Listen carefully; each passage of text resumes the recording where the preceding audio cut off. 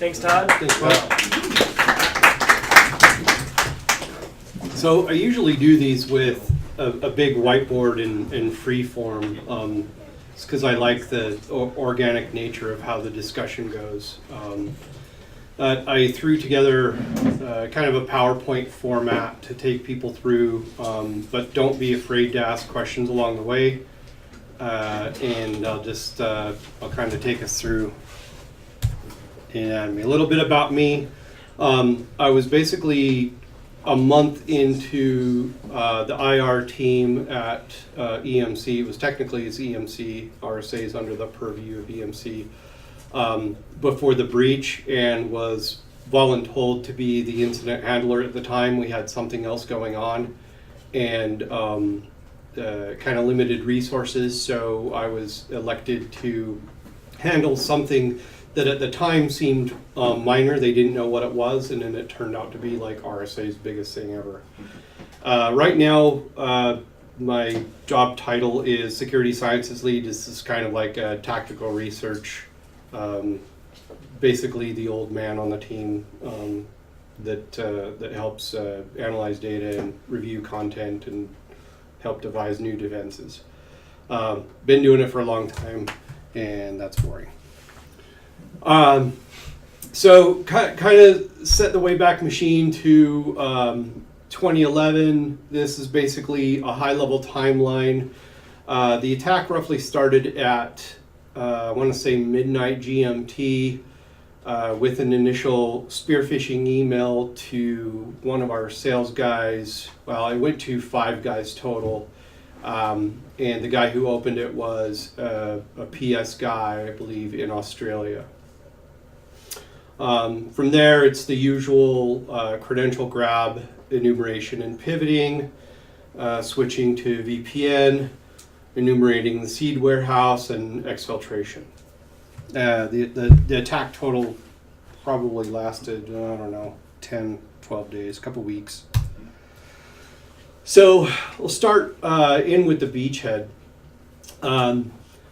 The gentleman that I mentioned received a spear phishing email with an attachment titled 2011 Recruitment Plan. Actually, he didn't receive it. It went to his junk folder as part of the policy that we had in Exchange. This particular individual had seen the email in question in his junk folder, saw the juicy looking attachment, and thought it was enticing enough to actually pull out of his junk folder and then open. And inside of it was an embedded Flash O-Day, which then had the payload to install home Unix and Pivi rats. The rats basically beaconed over port 80, and we believe were HTML compliant at the time. The proxy technologies that we were using do protocol enforcement, and so these bypass that.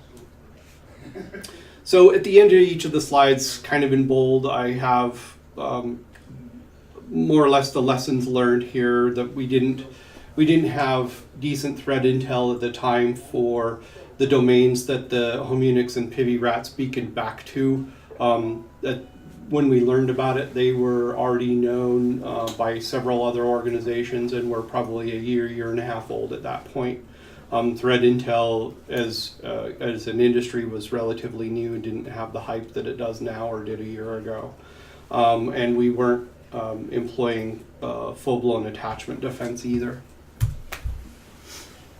So his first stage pivots. Another weakness of the enterprise environment at the time was, and it was something that we were actively mitigating pre-breach, was that all of the local administrator accounts had the same password, and it basically allowed the IT guys to log in as locally as administrator.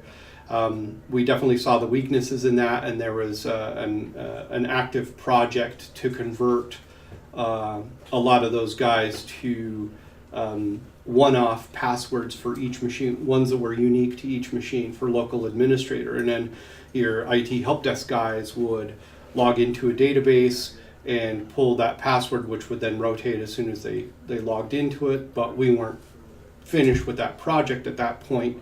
And some of the local clients, especially the ones in Australia where this guy opened the spearfishing attachment, still have that old password. So our attacker basically loaded a couple different executables onto the machine. You'll see hash.exe and hash2.exe. Those were dependent on whether or not it was pre-2003 or post-2003. Hash worked on pre-2003 and hash2 worked on 2003 and above. Things like XP and Win7 and so on and so forth. And basically what that would do is it would pull the NTLM hash out of memory.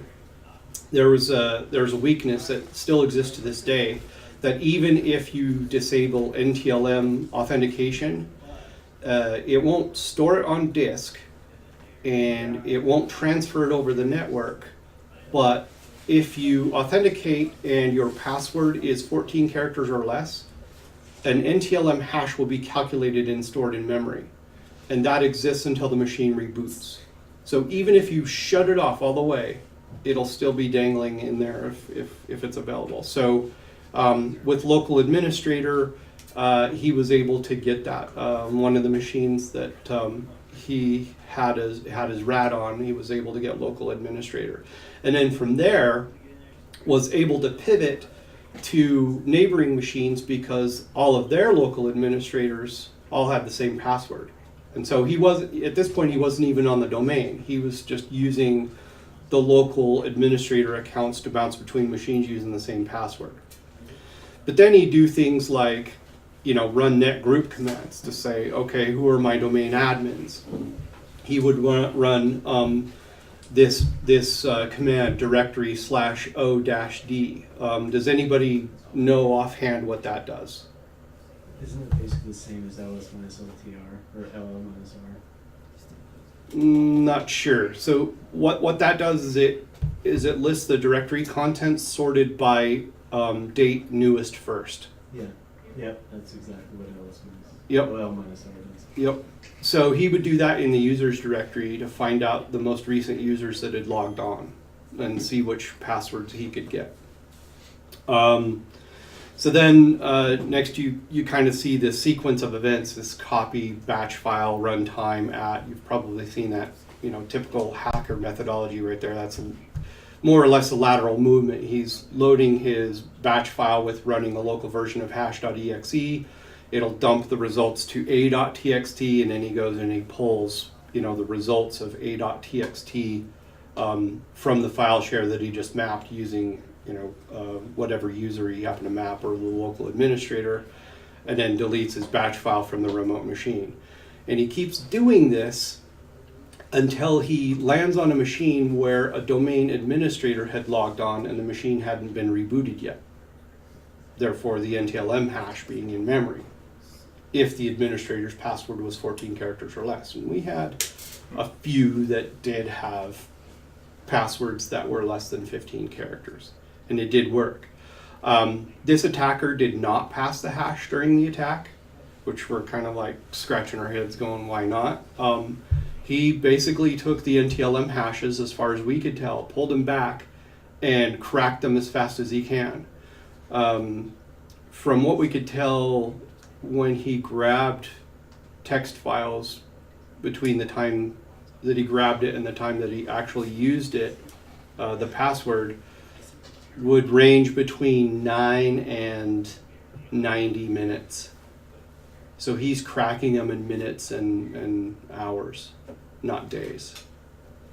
Then he's got some sort of rainbow table, but he's actually using the plain text passwords. And the reason that we know this is in the recently used commands, we watch him type net use, and we actually see the plain text password being passed in quotation marks in the command line.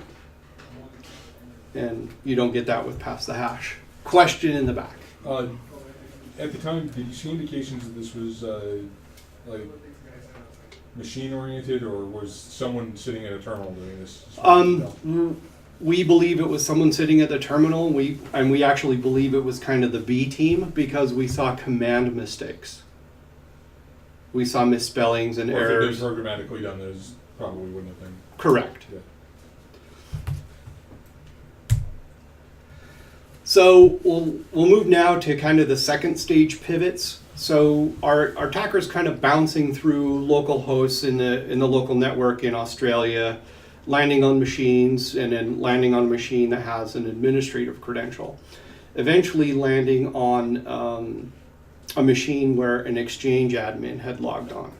We also saw the attacker run a tool called LDIFDE and basically dump the AD permissions tree, all computers and users and groups, so he could kind of sit back and enumerate and take stock of what he had.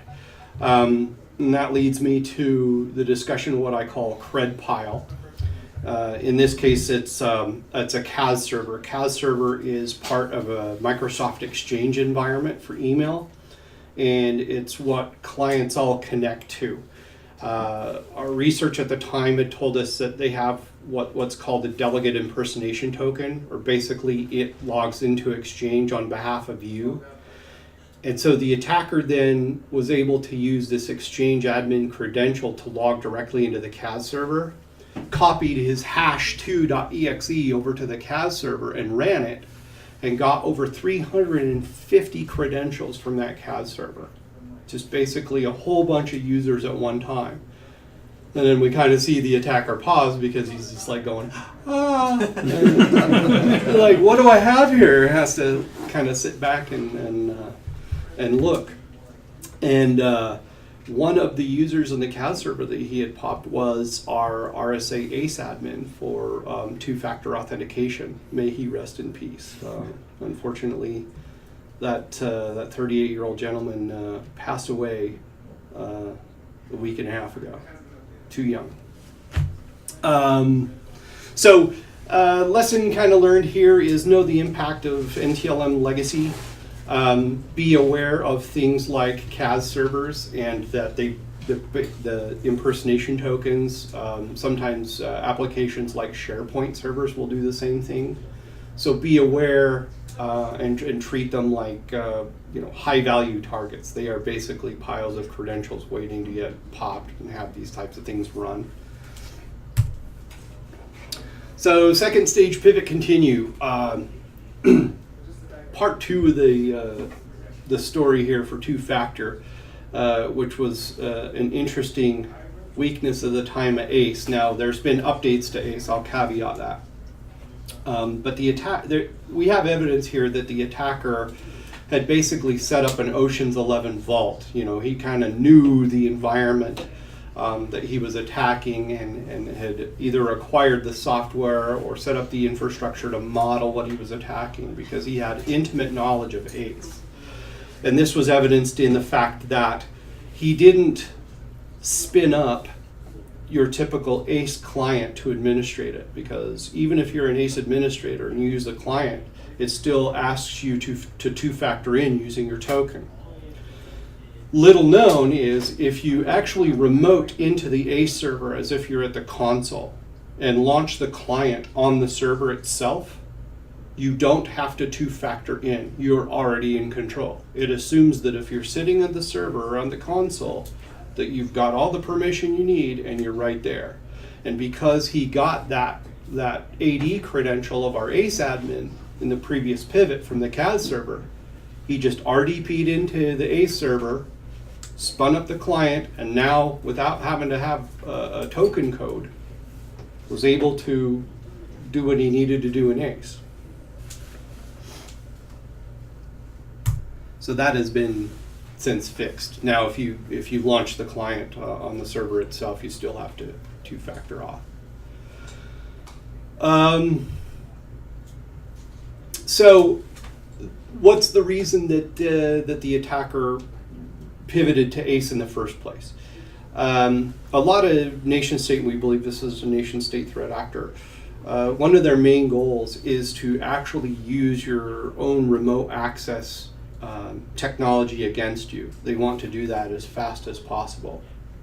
As the slides say, it's definitely more fully featured for your network than a RAT typically, and it looks like normal traffic. It looks like regular users VPNing in or connecting in, and it's kind of stealthy.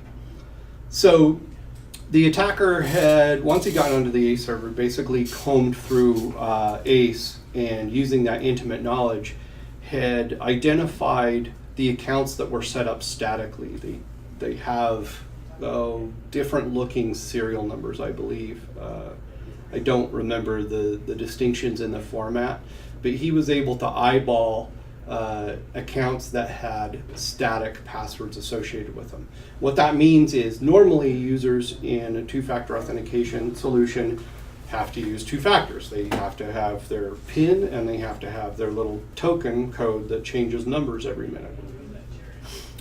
If you set it as a static, then it's just only as good as a password at that point. It's just whatever they had set. And he identified 7 of these guys, and normally we had have it as a break the glass solution. So someone has their token, it's broken, they can't log in, they can't two-factor in for whatever reason. They call the help desk. The help desk then assigns them a static until they can solve the problem or ship them a new one, reset their PIN, whatever they're doing. Somebody has an emergency presentation that they have to get out for their boss, whatever. They'll get these statics set. And sometimes they'll forget to take them back away, or they'll set them up for a customer and forget to expire them, however it happened. We had 7 of them. And the attacker, out of the 7, leveraged 3. So, lessons learned from that. Manage your two-factor authentication solutions. Don't let any statics that you set for emergency purpose languish too long.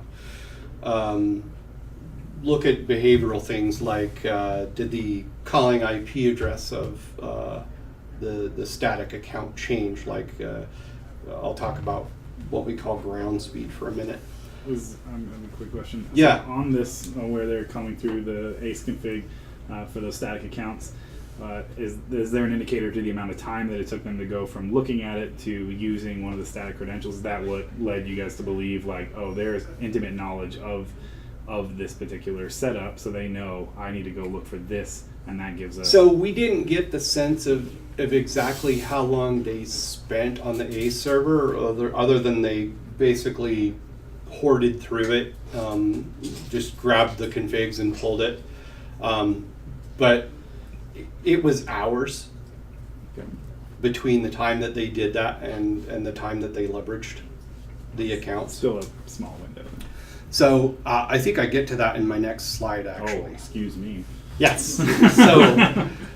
So everything that I've talked about so far, the initial spear phishing attack, the pivots to local admin, the pivots to the CAS server, the raiding of the ACE server, 14 hours.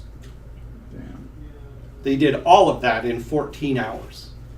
So no, they didn't spend that much time. They're just like, whee! Yeah, basically a joyride. They're getting so demonic speed. Yeah. And the reason I know that is when we went back and saw the initial VPN connection with the first account that they used was 2 p.m, and we traced the spearfish back to midnight UTC in Australia, and we're like, oh, that's exactly, or it was 2 p.m. UTC. We're like, oh, exactly 14 hours later. We're like, damn, that was fast. So the attacker then accessed I don't know why I mentioned that, it's minutia, a different ACE server using a different account. So basically more account raiding. Didn't get too much from that ACE server that he didn't already have. Then begins enumeration in earnest. So the attacker didn't just pop in and go, oh, hey, I'm here at this big corporation. No, he had a goal. He had a target. And the target was, as people probably know, were the seed records, the token codes. So in the meantime, the attacker actually gathered data from an unrelated server or a secondary target, but this was the one that basically tipped us off. So on the secondary server, the attacker had leveraged an account that had been inactive on this server for 6 months. and he logged into the environment through a machine that didn't belong to the user. So let's say you have user A using user B's machine to log into the server. So kind of two red flags, two unusual things. A user that hadn't been used in a long time and never touched from a machine that had ever logged into the thing. Was this your initial IOC? No. Oh, yeah, actually it was. So, where do I say human sensor network? Oh, it's not there yet. But I'll get to that. Or I'll talk about it now. So, thank God for admins who read their logs, because this one did. From my experience, it seems to be a rarity that you have an admin that reads their logs. So if you have an admin that reads their logs and you interact with these individuals, like hug them, keep them, don't let them go. Because it was human sensor network. Everybody's like, oh, we have all this fancy tech at RSA and we caught it through behavioral analytics, and no. It was an admin upstairs on this server who looked at it and went, wow, that's really bizarre that this user who'd been inactive for 6 months was wildly active, and we're about to turn the server back on to all the other users. Let me walk downstairs and bug the cert guys. And it was like me and one other guy in the hallway. He's like, hey, there's something really weird going on my server upstairs. You guys want to take a look? And that's how it all started. And by that time, the attacker had already been on the network for about 5 days. So the attacker had 5 days head start on us. So during that time, I'll talk a little bit about exfiltration and staging servers. So the attacker had internal and external staging servers. The internal staging server was adjacent to his primary target. I don't know if that was the reason for selection. Usually when you talk about staging servers, selection is access and storage space. The attackers, when they're gathering stuff to lift off your network, they want to make sure that they can plop it all in the place that they control and that there's enough of it. The external staging server was a couple different FTP servers at rack space with poor passwords, and I'll get into that toward the end of the story. The attacker had built roughly 4 different files for exfiltration as he is gathering different things, and one of them was the ACE configs for authentication. That was one of the things he exfiltrated. But basically, password protected RAR files and named them like A.RAR and B.RAR, just fast and stupid, just short little names. So we're seeing, single character RAR files being FTP'd off of our network, and they're huge. By the way, that's an indicator. We talked to lots of other people that have breach events, and attackers like to exfiltrate RAR files with single characters. So, maybe let that be an indicator. Their laziness is our benefit. Were you guys allowing FTP out by default? Name your Yes. raw files, kids. Yes, we were, and yes. It's kind of a legacy thing. EMC's been in business a long time. FTP was used, and it's embedded in a lot of business processes. There was a hard look at grounding FTP. There was a hard look at the kind of work that it would take to identify all of the myriad business processes that required FTP and lock them down to servers that move and re-IP and all of that work. But at the time, no, that was one of the hard egress decisions. And for the most part, EMC has pretty good egress policy. It's pretty locked down, but FTP is one of the things that they did. And I wonder if it would have stopped him, if he just would have spun up an HTTP server to switch it to or something. At the very least, he could have taken it over a VPN connection that he had, or one of his rats. It would have been slower. Path least resistance. Yep. Yeah, but there were other paths available to the attacker. And actually, I'll get to that part of the story later. It's kind of fun to tell. So look at your egress patterns for really important hosts. The reason I said that is that the internal staging server, according to the logs that we had never FTP'd anything out to the internet ever. And all of a sudden it's FTPing out huge things. So if you have like really important applications that like start doing things that they've never done before, that's important. Oh, reminder, at this point, all the story I've told you, we still don't know the attack is going on. So now the guy comes downstairs and tells us the story, stops us in the hallway. This is the human sensor network slide. You know, and again, thank God for administrators who read their logs and come physically like stop cert guys in the hallway. So now we're on to it, and now at this point, this is March 8th, and the attack started on March 3rd. What was your gut when you went upstairs and you looked at that log file? My gut was that we're under attack, but the interesting thing about that was, you know, we're assuming that what we're looking at is the primary target, and then the other shoe drops, and then the other shoe drops, and shoes keep dropping, and we're drowning in shoes. It was one of those situations that just got progressively worse over the next 5 days. Every new day was worse news. Like, we couldn't believe it. Like, when did we're seriously asking ourselves, when does this end? Like, we didn't think it was going to end, and then we finally caught up and go, okay, now we can kind of piece together the story. This is what he's after. It wasn't any worse. But I kept getting asked, what's he going after next? What's he going to go get? What's he already got? Yeah, it was pretty crazy. So this kind of brings me to, you know, some of the lessons we learn about IR and vector and velocity. So to me, incidents have at least 2 vectors and 1 velocity. Backward in time, forward in time. You have to go backward in time because you need to figure out how it started. You need to go back and trace everything that he's touched. You need to be able to contain that. That gives you clues to what he's going after next. So there's also that forward velocity to say, you know, you have that feedback loop between the reverse search and the forward search, and you're kind of juggling both. And of course, the velocity is as fast as possible. And then I mentioned the third vector is up because you've got to manage your managers. There's certainly a decent amount of uncertainty and even fear. We were lucky that our immediate management had large amounts of confidence in us, but as you go up the executive chain, the fear becomes a little bit more pervasive, and if you don't manage that, they will hound you to death, and you'll only be giving updates, and you will never be doing investigative work. So it's definitely an important trade-off to consider.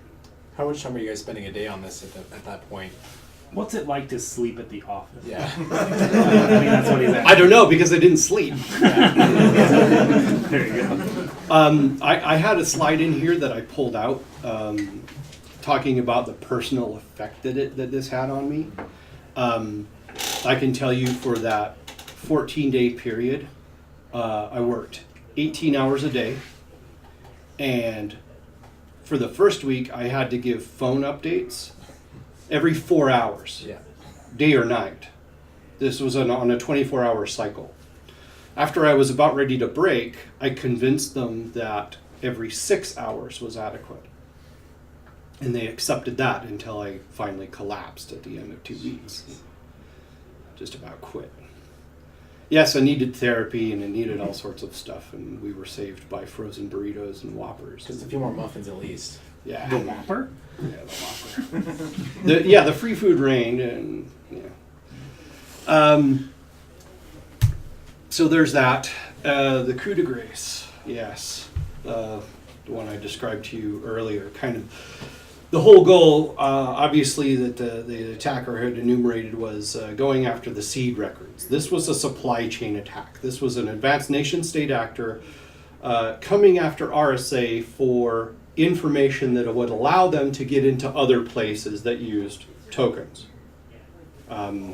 Military contractors, the defense industrial base, banks, that kind of thing. So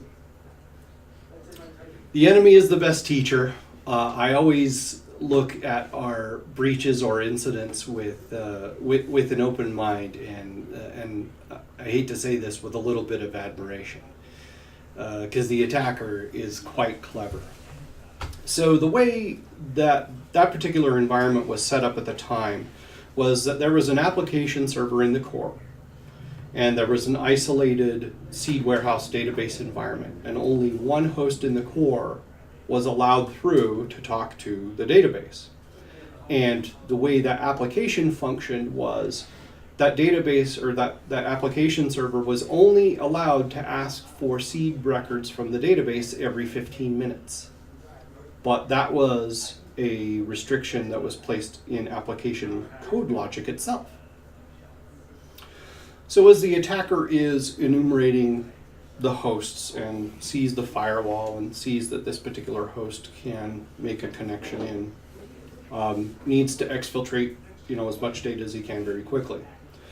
So he compromised 2 other servers, and through this one central server that was allowed through the firewall, creates ODBC connections to talk to that database, and sets up queries on each of those boxes to grab a third of the database simultaneously. So each of those 3 boxes is simultaneously grabbing a third, therefore cutting the time down that he needs to basically drain the database by I mean, obviously, down to 33%. That must have set off alarms like with usage, right? You would think so if we had them. Oh.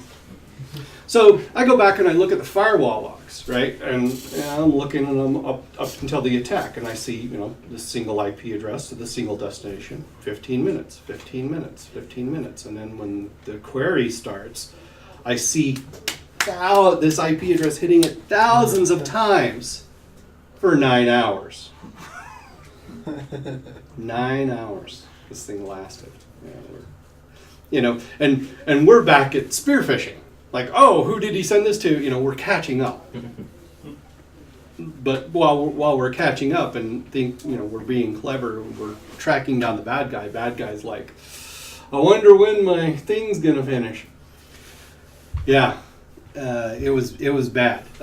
Again, the lessons learned. Behavioral anomalies, performance metrics, that kind of thing. Yes. So in this scenario, you knew someone was in, but you didn't know where they were or what they were doing? No. We were back to doing forensic analysis of some of the pivots and the phone homes for the things that had rats installed, and looking at the VPN. So were you cutting off his connections to alert him that you were onto him? Yeah, not at this point. Not at this point. Were you just letting him go so that you could track him? That was suggested by our. I got to be careful how I answer this. Well, I can answer. I'll answer that question in a slightly different manner later on. That's good enough. Okay. I'll ask you later. I'll say no, we didn't. Mm-hmm. But at no, this we point, didn't. you don't. At this point, you don't know where they are. I mean, No, you we know don't. that somebody has done something, but you don't realize the depth that they've made it into the organization. Right now we're seeing we're coming to it from this secondary target, and then walking our way back and going, oh, well, what we thought was the real target isn't the real target, it's this thing. Right. And then we're stumbling onto the firewall logs going, wow, this thing's gone on for 9 hours. Oh, it's over. Like, oh, crap. Well, what machines has he been on? Well, he's been on this one. And what's it done? Oh, well, it's FTP'd a bunch of stuff. Well, what's going off there? Did he leave the files on the server after he FTP'd them, or did he delete them? He deleted them. So now we've kind of caught up to the attacker. We've gotten to what you said. We've discovered that he used the statics. We've looked at all the VPN logs. An interesting thing that I didn't include here that I'll talk about in the VPN logs was the attacker saw our host naming convention and was coming from a cloud provider in South Korea. Mm-hmm. And the default VMs that get spun up have the host name of WinXP. And as he's pivoting through, decides to modify his host name to look like our host naming convention. with one flaw. So at the end of our hostname convention is the iteration of that particular user's machine that has been instantiated. So if they've had like 3 laptops in their lifetime, it'll say L3 at the end. Not knowing what that meant, the attacker was like, well, I'll just add an arbitrary number at the end and nobody will know the difference. Well, he added L123. So we look at that and go, wow, that person has had 123 laptops? How long have they worked here? No, that's not going to work. They tried to do that based on the name of the administrator. So we go back and look at the VPN logs. We see the host name changes, but he never changed his MAC address. So that's how we started to track him through the VPN logs as well, in addition to the statics that we got keyed onto that he was the MAC using. address on the machine that he was VPN into Uh-huh. the system, Yep. which was on the cloud. Yeah, it had a VMO ID, the beginning of the MAC, the preamble, whatever, was a virtual machine ID, but he never spoofed his MAC, he never changed the machine, he only ever changed the host name. And so Change your Macs, kids. it was like, yeah, change your MAC. You don't So want to you get caught. couldn't really cut him off because he had all these credentials. So if you cut one VPN off, he could just log in with another one. Right? Yeah, but after we started seeing him, we said that out of the 7, he used 3. Mhm. He actually only really used 2. He tried to use 3. And I'll tell a story about how he didn't use the 3rd one. But once we started seeing that sequence of, hey, why this guy? Why this guy? What do they have in common? Log into Ace. Wow, he's static. Oh, he's static too. Oh, this other guy's static. Well, how many statics do we have? Too damn many. Show up. He wasn't able to use the 3rd one. It was a guy in Shanghai who had an iPad, and he was trying to use 2-factor with iPad, and we had some technical difficulties with users who used 2-factor authentication with iPad because it cached the credentials, and then when the token rolled, he'd lock himself out. So the attacker's trying to log in as this guy and can't log in because the legitimate guy locked himself out. Thank God for iPad. So about that time, we lock out all the users. We see them come back in one last time before we lock them out. We lock them out. A few days go by, and he tries one last time, and that's pretty much it. The behavioral lesson is remote access users who change their host name on a corporate named asset should scrutinize why they would do that. Some of them might want to personalize it. They have local admin access if your policy allows for that, and I'm going to call mine, Todd, the Toddzilla. Kind of customize it. Screw those corporate names; those are boring. Yeah. But if you see the same MAC address, like change the hostname 5 times, that's probably bad too. So then I've got kind of just a bunch of silly observations. Some are high level, some are low level, about things that we discovered that are suspicious. One of my favorite ones, and this is a quote from Mudge, if people know Mudge, said, "Servers don't browse and clients don't serve." It's a pretty basic rule. If you start seeing that shit, yeah, that's some basic IR right there.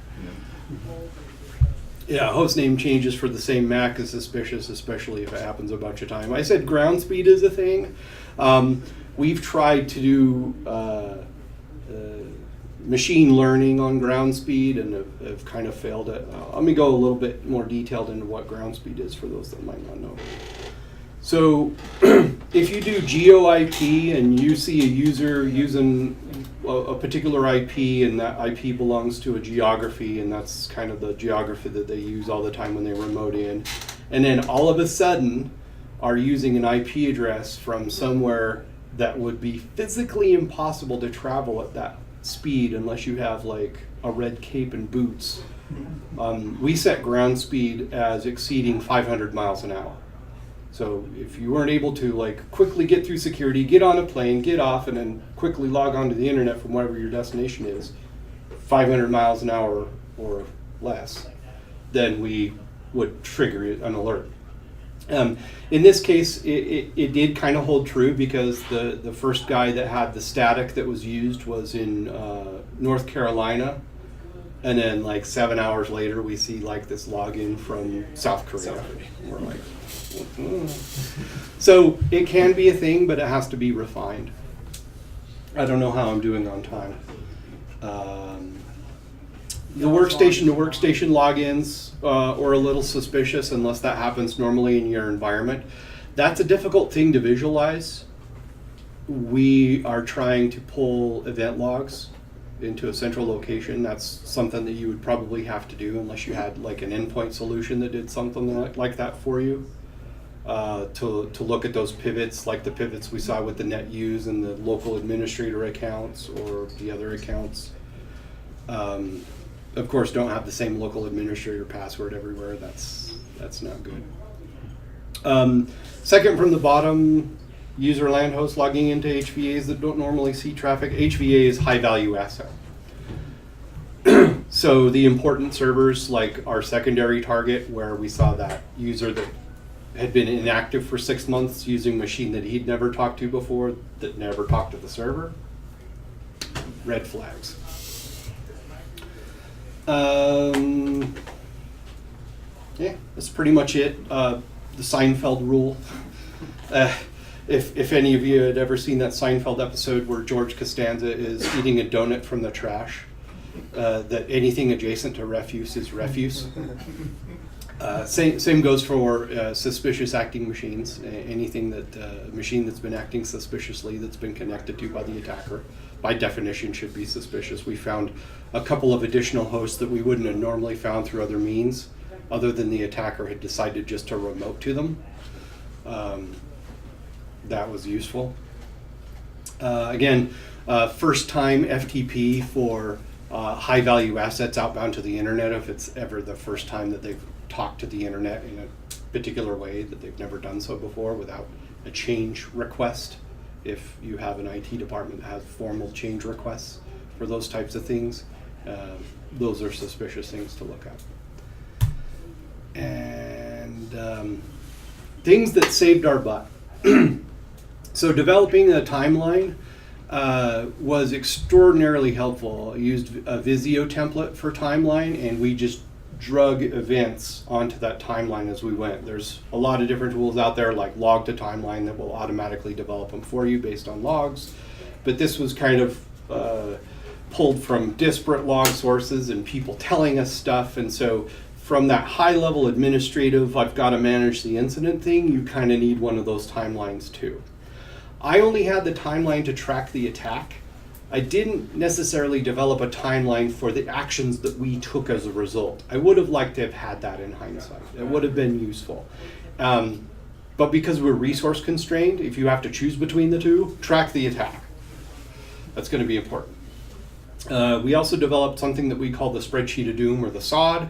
It'll have all the list of hosts that were compromised, all the user accounts that were compromised, all the domains that were touched, any of the hashes of software, the people that the attacker left on the machine, any of the tasks that you have to delegate to any of your forensic people. It'll save you. Assign a scribe, kind of a guy that just journals everything, that keeps track of basically all your tasks that assign, everything that you've done. Not so much a project manager, but someone that you can just toss something over the fence to say, hey, we did this, write it down. Because you're going at such great speed that you won't be able to keep track of all that. And then someone will come back and ask, hey, on the 96th machine that the attacker compromised, did you get the blah, blah, blah? Let's go ask the scribe. It'll save you. And then, of course, frozen burritos and Whoppers when you don't have time to shop for food. And that is it. Awesome. What, I guess, first question being like, so what changed? Like after the attack, I guess from the mentality of the individuals who were involved in it, as well as like from a corporate standpoint. Yeah. After it was real, what changed? Sure, we got our tattoo that day. I want to say that before then, the CERT was like really good at tracking down AV alerts and rogue wireless access points, and that the priorities of what we went after totally changed. You know, our world was opened up to the world of threat intel and indicators and kill chain, and all that just kind of like came raining down. So your budget increased. Yeah, it was security Christmas, as I like to say. If you're having a hard time like getting security equipment and personnel, have a breach. And I had this discussion earlier in saying, of everybody that's had breaches ever, how many have actually gone out of business because of it? Anybody know? Well, a few people know because I kind of gave the answer. 2 businesses have gone out of business because of a breach, and they were both doing the same thing. Did you know, Tar? Komodo. They were both in the certificate business because they lost their integrity, they lost trust, and you know that's something you just can't like patch. I was going to say, is Komodo out? Back with antivirus. Are they? And a browser. Are they in the certificate business? Yeah, they're CA. They still have. Oh boy. There's one Trust us. They make great playing cards, though. Funny thing about trust is, you know, people. Short memories. Yeah, short memories. So maybe it's just one now. Did you know, Tar? No longer in Zombie business. corporation. So nobody died. I totally thought that it was going to be an extinction level event, that the business was over, and it wasn't, and you recover. What else changed aside from the budget? Mentality certainly changed. Management was hyper aware now of the world that we lived in. The reasons that we were a target, no one would ever think, well, why would you want to attack blah, blah, blah? Well, like, well, who do you sell to? And then they look at the list and go, oh, yeah. Was there any training for like other admins doing the same thing, looking at their logs and reporting on anomalies? No, I certainly independently touted the importance that admins should take in reading their logs. Unfortunately, they laid off the administrator that came down and bugged us. That's why I say hold on to your administrators that read their logs and express their value to their management and tell them why they're so important. Did you guys invest in an IDS, something different maybe after the fact, or did you Bought a get couple an IDS? companies. This was 2011. Well, I mean, they bought NetWitness, right?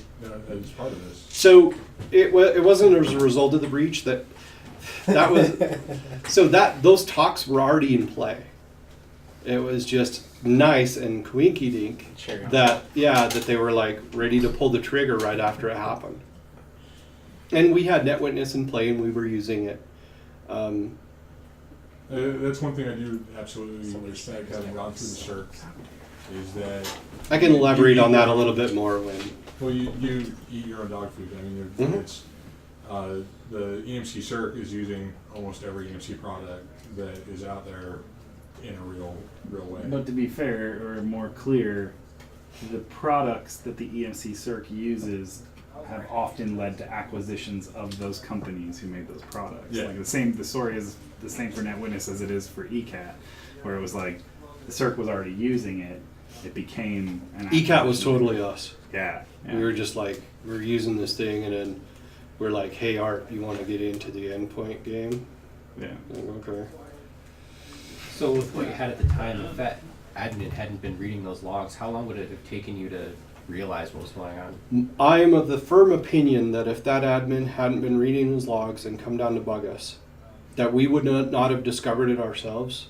Someone from the NSA would have been knocking on our door. Was anybody fired over this? No. There are some people now that had accounts that were leveraged in the breach that don't even know they were involved. And then I know you mentioned like just personal toll and things like that beyond just burnout and stress and whatever. How did it change your opinion of what it was you went to work and did every day? I mean, I envisioned that I was going back to do the same thing. At my core, I feel like I'm a problem solver. Like I'm going to attack whatever I'm presented with gusto, and it's going to be some sort of security problem. What changed me was that the world of problems that I was solving was now like gigantic. Like I hadn't imagined it was like what it was.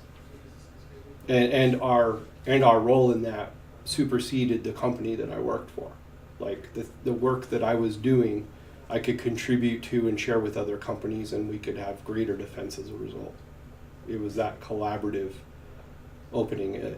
Misery loves company, and everybody that has breached, everybody that has been breached is kind of has this brotherhood.